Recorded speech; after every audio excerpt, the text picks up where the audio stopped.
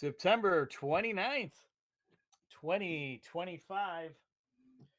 If it's wait, no, it's not. We are welcome to This Week in Waukesha, the podcast series. I was flashbacking to my radio days there.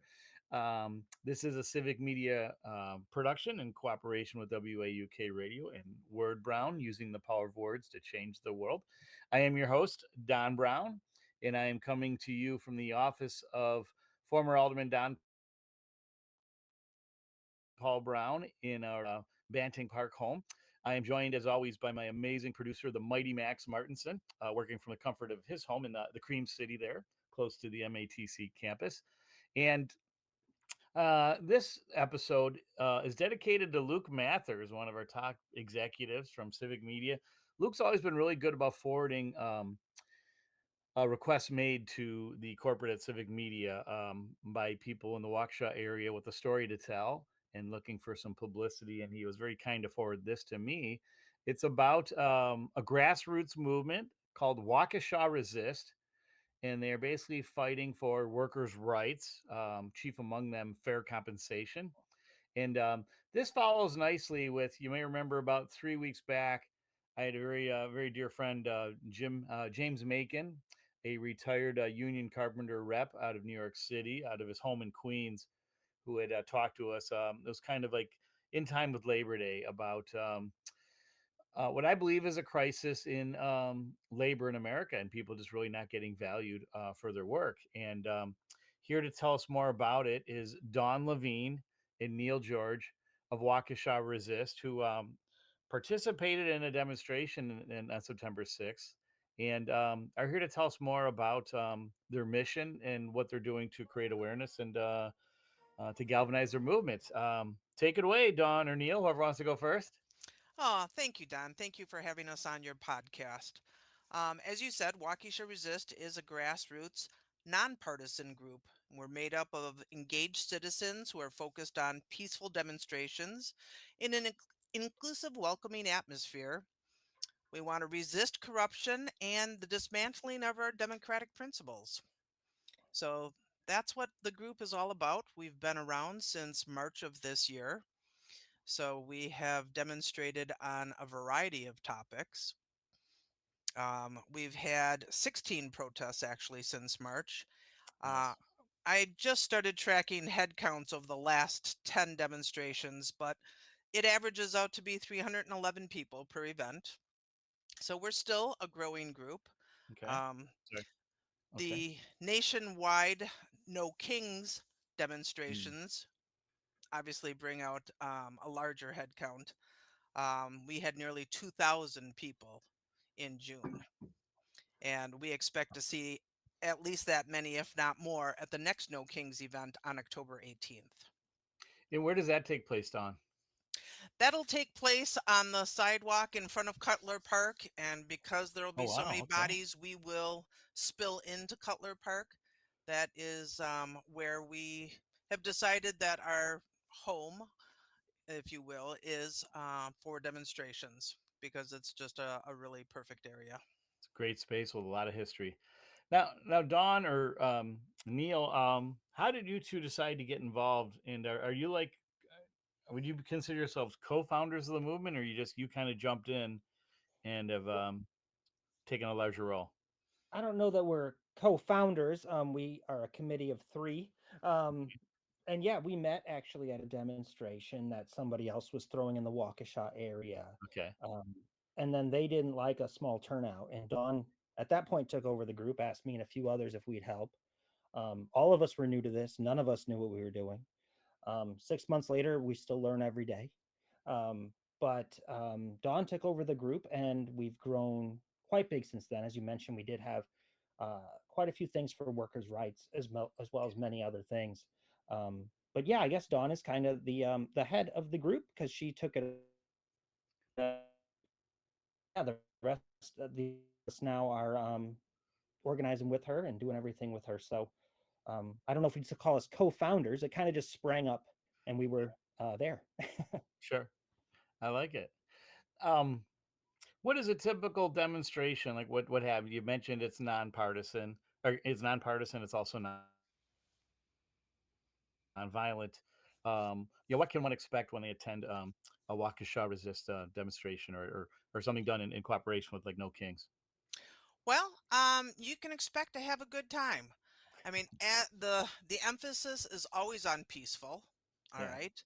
Hmm. We are here to let our voices be heard, to exercise our First Amendment right to free speech and to peaceful gatherings, Sure. and to educate the people driving by or walking by Hmm. with the topics on our protest signs. Okay. So there are still people out there who aren't aware of what's going on. I mean, everybody leads a busy life.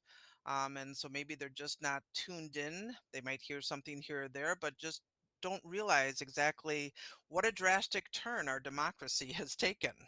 Yeah.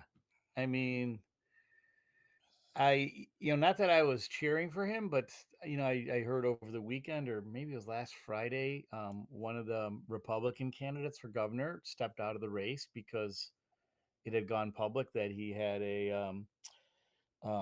some private habits involving the internet. I mean, I think we all know the story by now, and Right. no judgments either way. But I think no matter what my politics, I would like to believe that what a person does in the privacy of their own home, provided it's not like child pornography or something that could harm, some other type of victimization, that's their business. If their public life is, one of integrity and doing good things and achieving a lot, like that's what should stand. But what it does, though, this situation is it really puts the fear in other people about wanting to step up and run for local office or participate. And I'm sure you guys have some level of concern about that as well, based on maybe how galvanized your movement is, or the good trouble that you're stirring up. And any thoughts on that? Well, I'm in agreement that what consenting adults do legally in the four walls of their home Hmm. should be fine, and it Right. is really nobody else's business. Yeah. Yeah. I can't speak to this candidate who, dropped out of the race. I know that politicians are used to be held to a higher standard. Doesn't seem to be the case in our current federal government, but they used to be held to a higher standard, as are athletes and movie stars and other people who are in the limelight. Your standard. But I also think that there was a time when the media was hands off on a lot of the private comings and goings of public people. But the interesting thing, and I don't want to like go too far down this rabbit hole with that candidate, but it involved transgender pornography, and I'm of the belief that if it was heterosexual pornography, it wouldn't have even been a story. It wouldn't have even been published. If anything, the guy probably would have been celebrated, based on what we know about other people on that side of the aisle and you know their lifestyles. But anyway, I digress. But going back to the core issue though, like what can I ask? Like, what would you say are like the age groups and the demographic profile of the people participating in your demonstrations? Well, we do have a wide range. We see people of all ages. We do see people from both sides of the political aisle. Mm. Typically more left-leaning people, but Republicans are always welcome, and we do get plenty of people we meet who are lifelong Republicans but take to the issues that are happening right now. Sure, Um, sure. yeah, it's a diverse group of people, Yeah, and it's an exciting group of people. The sure. camaraderie, the friendships. It's a Yeah, place where people come to belong, no matter who you yep, are. So it really does not matter um, demographically what you look like or what you represent. sure. People come, they network, they find people who have common concerns, and it Yeah, brings people together to be out. And like Don said, we have a great time. good. Is there good representation of young people like high school and college age, I would have to young say adults? no. No, I mean, at our bigger demonstrations, hands off, no kings, make good trouble. Yes, we have Okay, seen the younger folks sure. come out. But for our other protests, which have been smaller, generally the young people aren't there. Now, Yeah. could it be because they're at work? I mean, we were not consistent with the day and time of our demonstrations because we Yeah. wanted to catch people who maybe were working other days. So let's try a weekday during the day or a weekday during the evening or a Saturday or a Sunday to try Right. to give as many people as possible an opportunity to come Sure. Sure. out. Okay. Yeah. No, I'll tell you what I'm alluding at, Don and Neil, is last summer we were vacationing in Colorado. Our youngest daughter at a softball tournament, and our oldest daughter came with her boyfriend, and we went hiking up to Red Rocks, and I started talking about that famous U2 concert from like the early mid '80s that really put Red Rocks on the global map. And again, my daughter and her boyfriend and I, we've known him like 5 6 years. They're they're upper class college students, and they'd never heard of U2. And I was like, "What?" And I'm like, "God, I really failed as a parent." Are we all?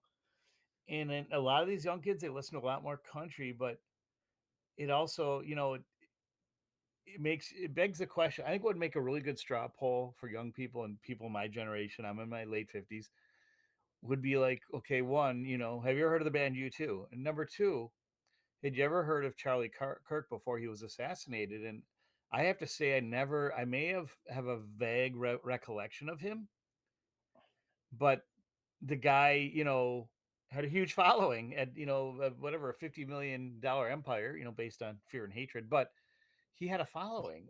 People were talking about him for higher office. And yet there's this segment of it. Like, what I'm getting at is our media, I think, and our politics have become so segmented that I fear that a lot of our young people are misinformed when it comes to history, when it comes to current events and politics. And then in this issue, with Waukesha Resist, one of the core issues is workers' rights, right? About, fair and equitable, family sustaining wage. Is that fair to say? Yes, Yeah. that is one of the core issues, as is rule of law. We don't think that anyone is above the law. And in this country, we do not have Yes. Yes. kings. Thank you. We do not have crowns, no thrones, no dictators. Right. So, as far as what the young people are learning in school, my own children are adults. So I'm no longer connected to the curriculum in school and what's Sure. being taught. Sure. So I can't speak to that. Well, and I Right. think you were right about that a little bit, Don. I think that in today's day and age, instead of everybody getting their news from a handful of sources that everybody could trust, everybody dives down their own rabbit hole and Yeah. gets their own information. And it's more about justifying the things that you like or already believed. Yeah. Um, and I think that that's why it's important that we're out there trying to get people involved and aware of all the topics that are happening today. And in uncertain times where our democracy is definitely under attack. Um, Yeah. and that's why we want to be out in the street talking to people. And we can make a difference, but we can only make a difference if we're out there with others. And our combined efforts and Yeah. making people belong is how we not only make a difference in the world, but in our community. That's really what we want to do. Is we want people in our community to be aware. Yeah. That's a great point, Neil. That also reminds me of a quote from Michael Cohen. He Okay. said, "Democracy dies not when one man pulls the trigger, but when the rest of us decide to stop caring." Yeah, absolutely. And it's like every day there's something new with ICE going on, preying on innocent people, or maybe they're not innocent, but people that they're not being respectful of their rights by the rule of law, as you say. Exactly. And it's frightening. And I come from a family. I was exposed to both parties growing up. I tell people, jokingly, I'm biracial. My parents were Republicans, and my father's parents were Irish immigrants, and so I was exposed to both schools of thought, if you will. And my whole take is our current president could cure cancer with his tears, like Chuck Norris, or turn everything into gold. But he's still a king, or he's jockeying for a kingdom, for absolute power, and Right. that's not He good. is. No matter how And that's benevolent he may be, and I don't believe that he is, but no matter how benevolent he could be or is, it's like, we're not looking at the big, like, what happens if he dies? Like, He's going to make one of his, like one of his sons will be bequeathed the White House, or Well, that's Well, just it. It doesn't matter so much if an individual sees what's happening and the people in charge now is on their side or not. We right? have to live with all these rights being stripped away for the next president and the next one and the Yeah, next one. And without any rule of law, and with the Supreme Court ruling that the president has immunity, which had previously ruled he does not, yeah, went against that precedent for this president. yeah, Um, when you look at stuff like that, really it becomes immaterial if you like who's in charge now. right. What the people who are in charge now is doing is that they're making it so that we don't have these um, guardrails for the next one and the next one. And Yeah, this is not a a moment in time where we're affected by what's happening. It's a moment in time where we're going to be affected for generations by this stuff. right. Mm, exactly, which is why it's important to get out on the streets to demonstrate. Waukesha Resist gives people a time and a place to let their voices be heard. Yeah, And, um, the First Amendment was recently under attack when, the president didn't like Jimmy Kimmel, what he said about him, yeah, and he got yeah, him taken off the air. yeah, But the turnaround was the people spoke. yeah, They fought back with their dollars by yeah. canceling their Disney subscriptions, Hmm. by sending messages to ABC. And, Right. those conglomerates quickly realized their error and they put Kimmel back on the air. And that Yeah, is due to the people. yeah, So I'd also like to just yeah. point I out that remember. Waukesha Resist, Don, I think you're frozen because Sorry. I can't Can you hear hear me now? you. Am I yeah, back? I can hear you now. Okay. Yeah. Now I can hear you. You're Okay. back. Go ahead. So if you were talking, I did not hear anything you were That's saying. all right. Go ahead. You're about to say something though, Don. Go ahead. Finish your point. Oh, well, my point was finished, but I wanted to throw out there that Waukesha Resist does have a website. So anybody who is interested in what we're doing and when we're doing it can visit waukesharesist.org. WaukeshaResist.org. That's terrific. Yeah, we'll have to definitely take a good look at that. And then your event on October 18th at Cutler Park. What time does that start? That starts at 1 o'clock. Okay, And great. I, I would like people to go to nokings.org Okay. and click on Find an Event. A map of the United States will pop up. Over on the left-hand side, there is a box to put in your zip code. That'll narrow it down to your state, and then there will be little bubbles over all of the cities that will have a No Kings event. For Okay. instance, Brookfield Resist is having a No Kings demonstration that day as well, and theirs is purposely ahead of ours. And then there is time for people to go to theirs and then catch a quick lunch and come to Waukesha and protest again. Nice. Kind of a double header. Exactly, Yeah, a exactly. A doubleheader. double header. Let's All play right, two. good. Yeah. So in the two and a half minutes we have left in the podcast, what is it you want listeners to know about Waukesha Resist that we haven't covered already? Well, I know with the recent political violence and other violence that's been going on, that people may be afraid to come out. And I Yeah. would like to say that if we let fear dictate our actions, if we stop showing up because the danger feels too real, Yeah. then the people who thrive on intimidation and silencing opposition win. And hope I think lives we in got the cut off there, ordinary. Don. Oh, okay. Can you hear me? Yep, I can hear you now. Sorry. Go ahead. Would you like me to repeat what I just Yeah, said? if you would please. Yeah, thank you. All right. Sorry I about said that. that if we let fear dictate our actions, if we stop showing up because the danger feels too real, then the Yep. people who thrive on intimidation and silencing their opposition win. Yeah. And hope lives in the ordinary people who refuse to Yep. surrender to hate and fear. To bully pulpits. Yeah, absolutely. Mhm. That's terrific. Well, I want to thank you too for your activism and your exercising your rights as Americans and as citizens of Spaceship Earth and our beloved Waukesha. I want to wish you the best of luck with continuing growth and success with Waukesha Resist. I encourage everybody to check out their website, waukesharesist.org, and then also be sure to attend their next demonstration at Cutler Park on October 18th at 1 p.m. And again, thanks again for sharing your stories. I want to thank everybody for listening, and my producer, Max Martinson, for doing another great job. I want to remember that, especially now in these very turbulent times, as Don Levine and Neal George have pointed out, that safety is everybody's responsibility. Good mental health is everybody's right. Go Mila Mahagav Goler, and see ya.